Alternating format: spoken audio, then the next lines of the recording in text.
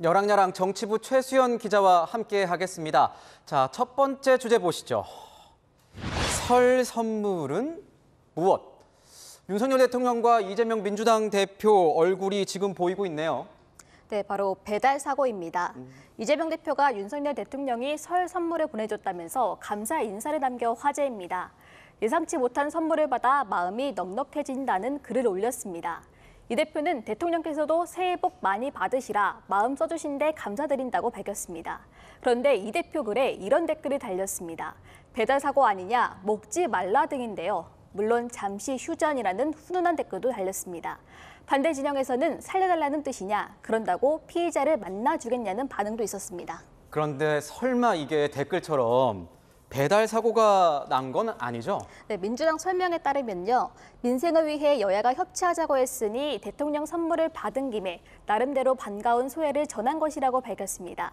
배달 사고가 난 것도 아니고 순수하게 감사의 뜻을 전한다는 겁니다. 그런데 이 대표가 이렇게 윤 대통령을 향해서 감사 인사를 전한 게 상당히 이례적이라는 좀 느낌이 드는데 그동안은 계속 날선 비판을 해오지 않았습니까? 네, 이 대표는 이번 주 검찰 수사 등 윤 대통령에 대해 연일 비판을 이어가고 있습니다. 검찰 정권의 폭력적인 왜곡, 조작 시도에 앞으로도 굴하지 않겠습니다. 사적 복수에 공적 권한을 사용하면 이게 도덕이지 공무원입니까, 여러분? 안보를 책임져야 될 대통령께서 말폭탄으로 안보를 위태롭게 하고 있지 않나. 그렇다 보니 국민의힘에선 순수한 의도로는 보이지 않는다고 지적했습니다. 거짓말과 조폭, 불법과 비리로 가득 찬 과거가 이재명 대표의 말에 신뢰를 잃게 합니다.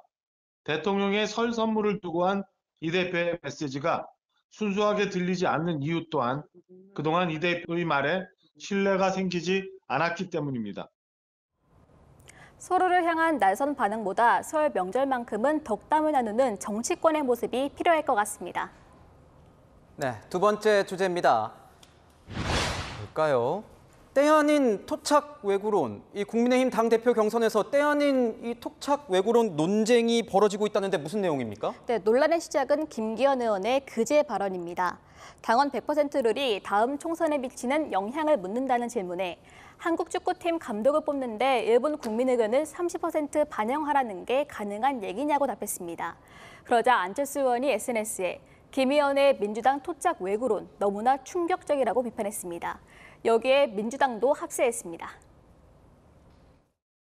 아무리 비열하지만 경박할 뿐만 아니라 선출직 공직자로서 김기현 의원의 정신 상태를 의심할 수밖에 없습니다. 그러니까 이 일본 국민 비유가 뭐 적절치 않을 수는 있지만 또 이 토착 외구론까지 나오니까 당황하긴 했을 것 같아요. 김기현 의원도 가만히 있진 않았죠? 네, 물론 반박했습니다.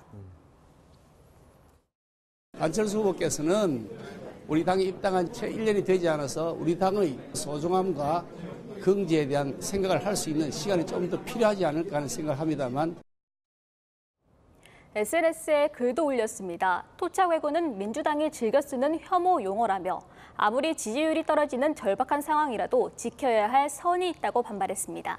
하지만 안 의원 물러서진 않았습니다. 마치 토착 외구론과 같은 지난 문재인 정권의 그것을 그대로 답습하는 그 모습이 적절하지 않다. 그런데 이 토착 외구라는 단어로 싸우는 이유도 분명히 있을 것 같아요. 네, 이번 국민의힘 전당대회는 당원 투표로만 결정되는 만큼 보수 지지층만 바라볼 수 있다. 이런 지적이 나오고 있습니다. 총선을 이끌 대표라면 지지층뿐 아니라 국민 전체를 대표할 수 있어야 하지 않을까 싶습니다. 네, 지금까지 여랑 야랑이었습니다.